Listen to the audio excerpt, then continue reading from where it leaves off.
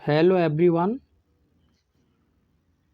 स्वागत है आप सभी का आपके अपने यूट्यूब चैनल हरीश क्लासेज पर। आज से हम आप लोगों को यूपी बोर्ड क्लास 10th के अंतर्गत जो भी इंग्लिश क्वेश्चन पेपर हुए हैं उन सभी क्वेश्चन पेपर्स को छोटे छोटे पार्ट्स में विद सॉल्यूशन प्रोवाइड कराने जा रहे हैं। आज हम इस वीडियो में 2024 में जो इंग्लिश क्वेश्चन पेपर हुआ है 817 HN, इसके पार्ट ए को एक बेहतरीन एक्सप्लेनेशन के साथ आपके समक्ष डिस्कस करने जा रहे हैं। आने वाले वीडियोज़ में इसके सभी पार्ट्स आपको मिल जाएंगे, प्लेलिस्ट विजिट करते रहें। तो साथियों, पार्ट ए के अंतर्गत 20 आपसे बहुविकल्पीय प्रश्न पूछे गए हैं जिनको या जिनके आंसर को आपको अपनी आंसर शीट पर बहुत सावधानी पूर्वक फिलअप करना है। तो क्वेश्चन नंबर 1 से लेकर 3rd तक आपको एक पैसेज दिया जाएगा, उसी पैसेज से आपको आंसर को फाइंड आउट करना है। तो आप चाहें तो इस पैसेज को वीडियो को पॉज करके आसानी से पढ़ सकते हैं, लेकिन फिर भी मैं आप लोगों को राय दूंगा कि क्वेश्चन को अच्छे से पढ़ें और क्वेश्चन में जो कीवर्ड आपको दिया है उस कीवर्ड के आधार पर आंसर आप आसानी से फाइंड आउट कर सकते हैं। तो आइए क्वेश्चन देखते हैं हम। The Ganga is a symbol of, यानी कि गंगा एक प्रतीक है। अब यहाँ आपका कीवर्ड है साथियों अ सिंबल ऑफ, ये देख लीजिएगा, आपको आंसर मिल जाएगा। ठीक है, तो आइए देखते हैं। तो आप यहाँ देखेंगे she has been a symbol of India's age long culture and civilisation. आप कहेंगे सर ये सी कहाँ से आ गया? तो साथियों द गंगा अपने आप में एक नाउन है, उसी के लिए इस प्रनाउन को लिखा गया है। गंगा भारत के एक लंबे संस्कृति और सभ्यता का प्रतीक रही है। तो यहाँ आपका ऑफ के बाद देखिएगा India's age long culture and civilization, आपको आंसर मिल जाएगा। तो आप यहाँ देखेंगे तो देख सकते हैं ऑप्शन नंबर सी आपका बिल्कुल सही होगा, India's age long culture and civilization. बताइए कोई समस्या हो तो? नहीं है ना? आगे देखते हैं। व्हाट आर द थिंग्स, वे कौन सी चीज़ें हैं लव्ड बाय द ऑथर, जो लेखक के द्वारा पसंद की जाती हैं या प्यार किया जाता है, जिन्हें mentioned in the given passage, और इन चीज़ों को पैसेज के अंदर मेंशन किया गया है। तो यहाँ आप एक तो ऑथर वर्ड को ध्यान रखेंगे और एक आप लव्ड वर्ड को ध्यान रखेंगे। तो आइए पहले लव्ड से देखेंगे, वहीं मिल जाएगा हमें। तो आप देखें यहाँ लिखा हुआ है लव्ड, ठीक है, और ये मी है, ये ऑथर के लिए है। ऑथर आपके जवाहरलाल नेहरू हैं, ठीक है। तो आप यहाँ देखेंगे साथियों लव्ड से पहले जो भी दिया है आप आंसर निकाल लेंगे।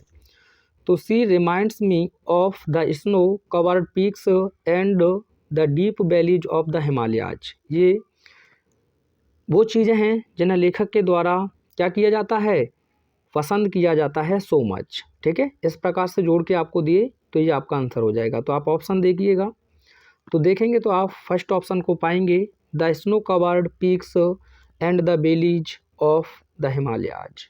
ठीक है, आइए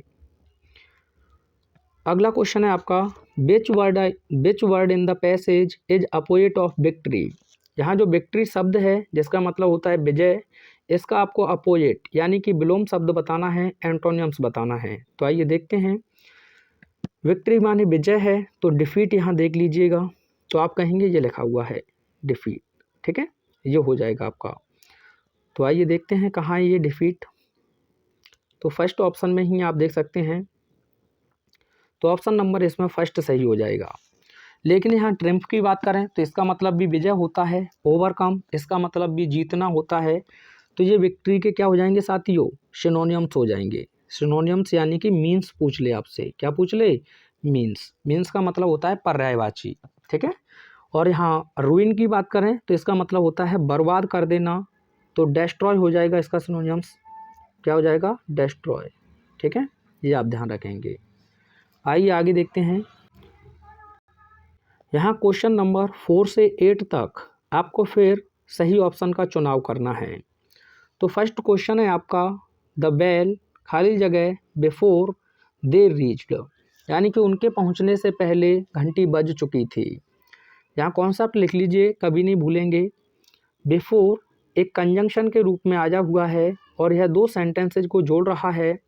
तो पहले सेंटेंस को आपको परफेक्ट में रखना है। जनरली हैड प्लस आप थर्ड फॉर्म रखेंगे और बाद वाले को पास्ट इंडेफिनिट यानी कि सेकंड फॉर्म में आपको रखना है। बात क्लियर है? बिफोर से पहले आपको हैड प्लस थर्ड फॉर्म का प्रयोग करना है और बाद वाले क्लॉज में आपको सेकंड फॉर्म का प्रयोग करना है। ये अपने आप में प्रिंसिपल क्लॉज है और ये सबऑर्डिनेट क्लॉज है, जैसे आप एडवर्ब ऑफ टाइम कह सकते हैं। इम्पोर्टेंट कॉन्सेप्ट है। और अगर आफ्टर आपको देखने को मिले तो यह उल्टा हो जाएगा। पहला आपका पास्ट इंडेफिनिट में बनाना है यानी कि सेकंड फॉर्म में, और बाद वाले को आप हैड प्लस थर्ड फॉर्म में रखेंगे। कोई दिक्कत है तो बताओ। तो आप आसानी से आंसर निकाल सकते हैं कि बिफोर से पहले हमें लिखना है हैड प्लस थर्ड फॉर्म और बाद लिखना है सेकंड फॉर्म। तो यहाँ सेकंड फॉर्म तो बिल्कुल सही है, आप देख सकते हैं। पहले वाले में आपको हैड प्लस थर्ड फॉर्म लिखना है, तो यहाँ ऑप्शन नंबर बी आपका बिल्कुल सही होगा। कोई दिक्कत तो नहीं है।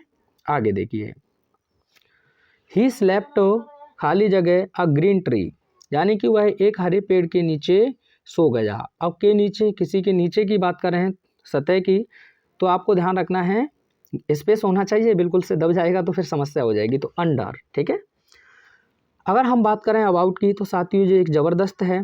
वरी के साथ आपसे पूछेगा, किसके साथ? वरी। तो मैं वरीड लिख देता हूँ, वरीड ही देगा वो आपको। वरीड के साथ आपको किस प्रपोजिशन का प्रयोग करना है? अबाउट। इनकी बात करें साथियों, किसी चीज़ के अंदर, ठीक है, जैसे मैं कमरे के अंदर हूँ, तो यहाँ इनका प्रयोग करेंगे विद इन, किसी समय के अंदर, जैसे कि मैं 2 दिन के अंदर लौट आऊँगा, ऐसी स्थिति में आप विद इन का प्रयोग करेंगे।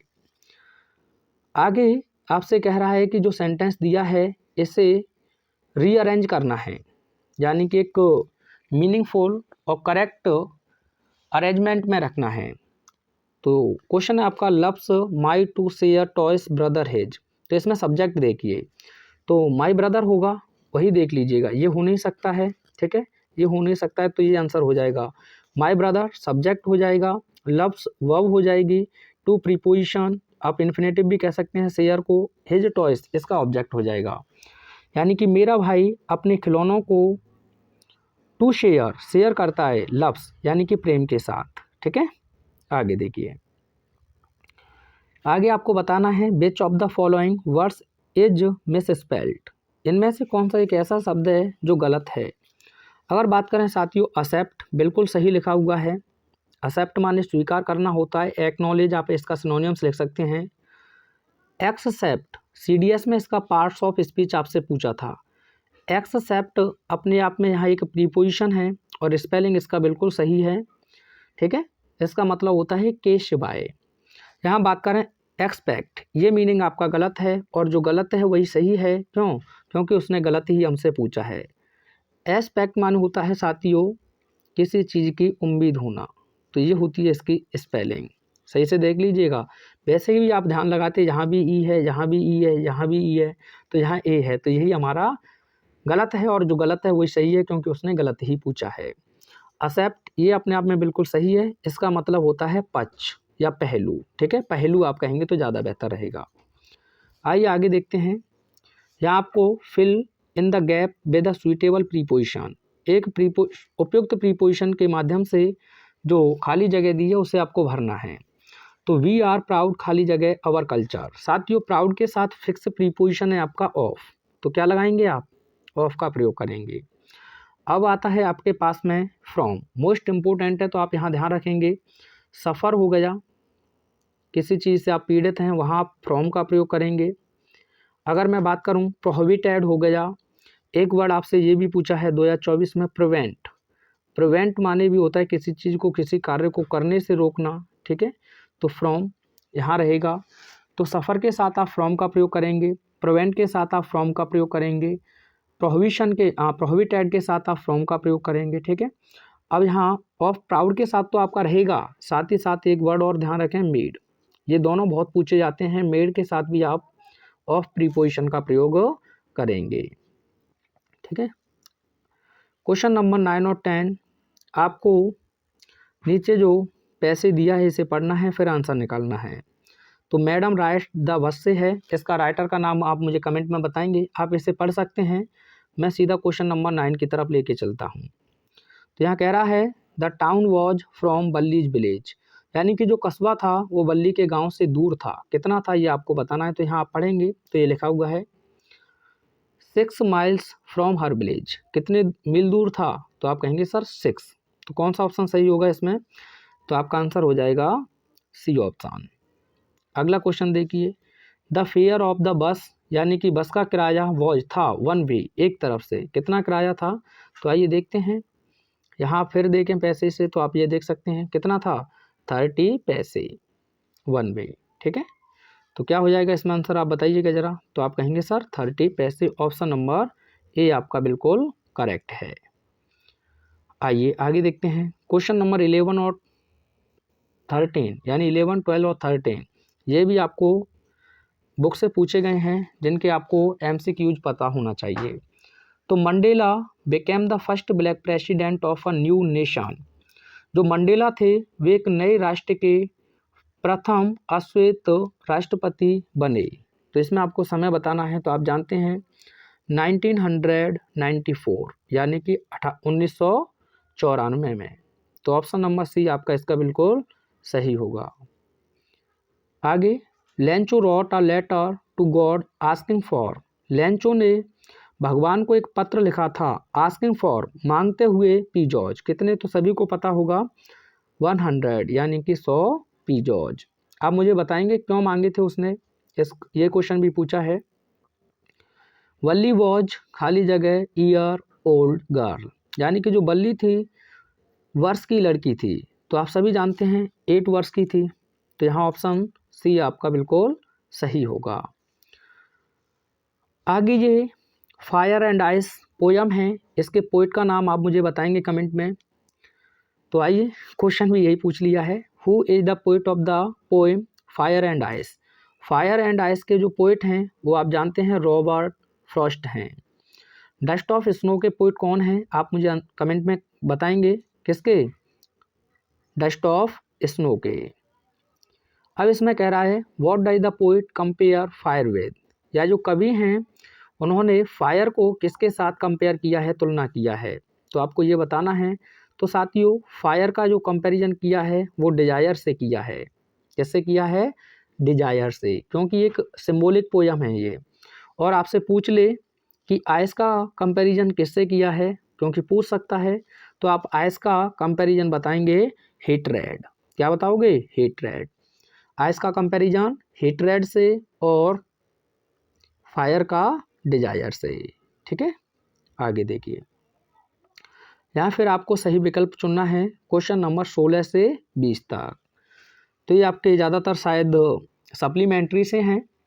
Mrs Pumphrey was a, Mrs Pumphrey थी एक पुअर लेडी थी, सेल्फिश लेडी थी, रिच लेडी थी या जेंटल लेडी थी।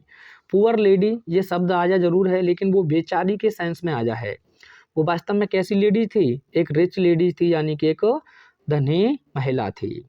इसी से संबंधित एक क्वेश्चन मैं आपको दे रहा हूँ जो ट्रिकी था, वह क्या था। Option A elephant, option B cat, option C fox और ऑप्शन डी डॉग। कमेंट में मुझे बताएंगे। आगे देखिए, what did Hari Singh want from Anil, यानी कि जो हरी सिंह था वह अनिल से क्या चाहता था। वर्क चाहता था, मनी चाहता था, ईटेबल्स या फिर होम। तो वह कार्य चाहता था। ऑप्शन नंबर ए बिल्कुल सही है। जिस लड़के का ये क्वेश्चन पेपर है उसने हद तक बहुत सारे क्वेश्चंस सही से आंसर किए हैं। आगे है what type of man was Griffin, Griffin किस प्रकार का व्यक्ति था। तो साथियों ब्रिलियंट साइंटिस्ट के साथ साथ लॉलेस पर्सन भी था। तो इसमें ऑप्शन नंबर सी आपका बिल्कुल सही हो जाएगा, बोथ ए एंड बी। आप मुझे बताओगे कि जो ग्रिफिन था उसने किस मेडिसिन की डिस्कवरी की थी, कमेंट में आप बताओगे।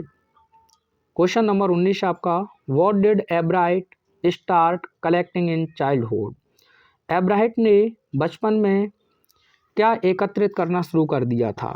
रॉक्स माने होता है साथियों चट्टान, तो चट्टान के जो टुकड़े थे वो एकत्रित करता था। बटरफ्लाइज, ये तो मोस्ट उसके लिए था ही इम्पोर्टेंट चीज़। कॉइन्स, सिक्के भी वह करता था, तो इसमें हो जाएगा आपका ऑल ऑफ दीज, ये सभी। अगर ऑल ऑफ दीज नहीं होता तो आप किसके साथ जाते? तो फिर आप बटरफ्लाइज के साथ जाते। अब क्वेश्चन एक ये है कि इनकी माँ ने इन्हें एक किताब दी थी, यानी कि जो रिचर्ड एच एब्राहट थे, इनकी माँ ने इन्हें एक किताब दी थी, उस किताब का नाम आप लोगों को बताना है।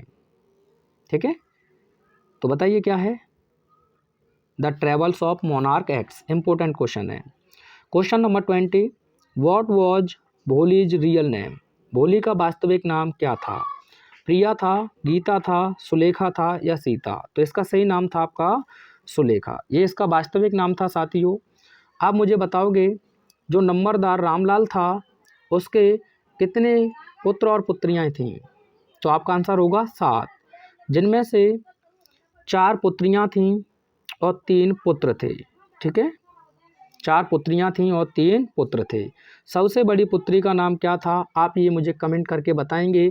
और इनके घर में जो लक्ष्मी थी, उस लक्ष्मी का नाम या लक्ष्मी कौन थी, ये बताएंगे आप। ठीक है, तो अगले पार्ट में हम इसके पार्ट बी को डिस्कस करेंगे आपके समक्ष।